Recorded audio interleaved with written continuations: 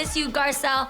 However, we do have an incredible guest co-host back with us today. She's a correspondent for Extra, the host of MTV's Ghosted, Love Gone Missing, and the Higher Learning with Van Lathan and Rachel Lindsay podcast. Girl, she stays booked, but she made time for the real. Give it up, everybody, for Rachel Lindsay. Yay! Yes! Thank you so much. I always have time for y'all. Hi, Rachel. Thanks for having me back. Hi. Oh, so appreciate excited to it. have And you you came with color us. coordinated with us right here, all of our gemstones. Jewel tones. I tried. Rachel, welcome to the show. We missed you so much. Okay, so we're going to talk about everything you got going on in just a little bit. But for now, first, are you ready to keep it 100 for some girl chat? You know I am. Let's go. Let's go. Perfect. Here we go. All right, so listen to this, guys. Last week, a woman named Juliana Carlos was dubbed Courtside Karen by the internet after getting into it with NBA superstar LeBron James during a game. She claimed the reason she got into it with LeBron is because he started talking smack to her husband and she felt the need to step in and defend her man. Well, the New York Post recently reported that Courtside Karen's 15 minutes of fame are, quote, not doing great. And even though she apologized publicly for losing her cool, she's still being dragged all over social media. Like this tweet from comedian Christina Wong, who said, "Why do men marry their granddaughters, then bring them to basketball games to yell at LeBron James?" So ladies, do you think the internet is taking this too far, or did Courtside Karen commit a huge foul? First of I all, don't that think was a the corny internet- tweet. You think so? Yeah, that was corny. But I do It makes think sense. that in this situation, I think it was kind of weird that the husband, if I'm not mistaken, he actually is the one that started it. He was heckling LeBron James. I understand that they're huge Atlanta fans, so they were rooting for their team. Obviously, LeBron James plays for the Lakers and was in their court. So, you know, that's what they do. It also was a sports game. So I'm so confused why people were being so sensitive about, like, you know, people calling out their things. Isn't that what people do at sports games? I don't know, because I don't go to them. But I will say this. If anybody was talking crazy to my man, I'm gonna act a fool. So that's just me. I would act a fool. At the same time, on the side, I'd be like, don't start none, but won't be none, okay? If you would shut up, then LeBron James wouldn't be yelling at you, and then I don't be yelling at nobody. Well, So there's I mean, that. well, first of all, no, the mistake that was made was that she took it outside the court. Yeah. She should have left She it took on it the far. court. Yeah, Yeah, you that don't was- have to. that was The whole stupid. purpose of being at the game is you trash talk. Her husband is a known LeBron hater. He has posted stuff on his IG, like insulting remarks, trash talking LeBron. So that was between him and LeBron. She chose to jump into it, which is fine. Jump into it, words are exchanged. But where she made her mistake was taking it outside on IG and talking That's about stupid. it further. Yeah. That's That's where why- everybody got upset. Yeah, she brought this attention on herself. You know, she was on trying to explain herself, putting up all these videos. For me, I had a huge problem with it because I felt like she was showing her privilege and she felt like she was entitled to talk down and talk to the players as if they were there to serve her and entertain her at the game. I don't like it. Right. But I'm all about, like, I'm a Dub Nation girl. Like, I love going to games, and I really enjoy the friendly, the friendly energy of, bringing your home team, playing on, having opponents The at your home rivalry. games. Yes, the rivalry, yes. However, what she did was she really made it a disrespectful situation, and it did feel like a privileged, enriched situation because she made it about her, and she also, it wasn't about her at all, and her husband is known for that type of thing, but then she took it so much further, and it could have gone violent, so that's where I felt like she absolutely should get dragged for this, because there's also a decorum in courtside manners, you know what I mean? You could play and For heckle, sure. but let's not get crazy, guys, especially Yeah, in these this was times. next We had to level. fight for the NBA to get back in the courts, period.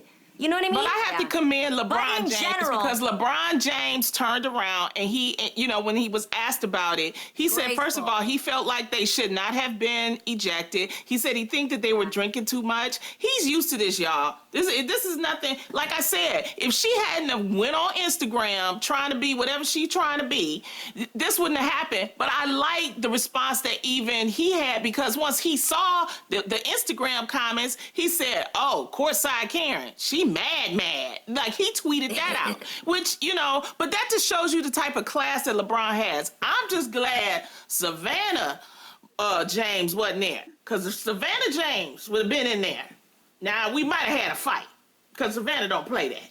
I'll tell you that much. As she should. She should defend her man the same way. I'm just here for women defending their man. So I'm here for Savannah being like, listen, don't talk crazy to my man.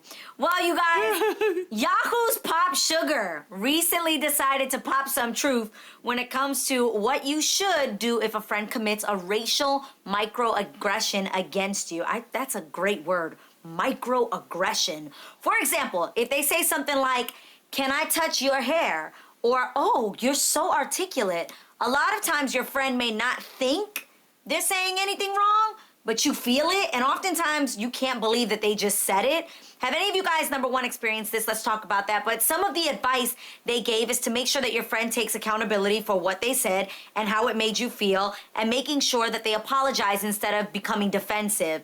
So ladies, again, I'm curious, how would you handle a situation like this? Have you ever been through anything like this? One time I was on a comedy tour, and I was with some other comedians. They were all white. And we started talking about music, and one comedian was like, "Yeah, I just love NWA," but he said the whole word. And I was like, we don't say the, and then he tried to be defensive, and he was like, "No, that's the name." I said, no. You don't say that around me. It's NWA. Okay? Now, as I was saying this story to my producer, Dave Block, James was in the other room, and he came out and he said, "What does the N stand for?" NWA. He didn't even know. I love James.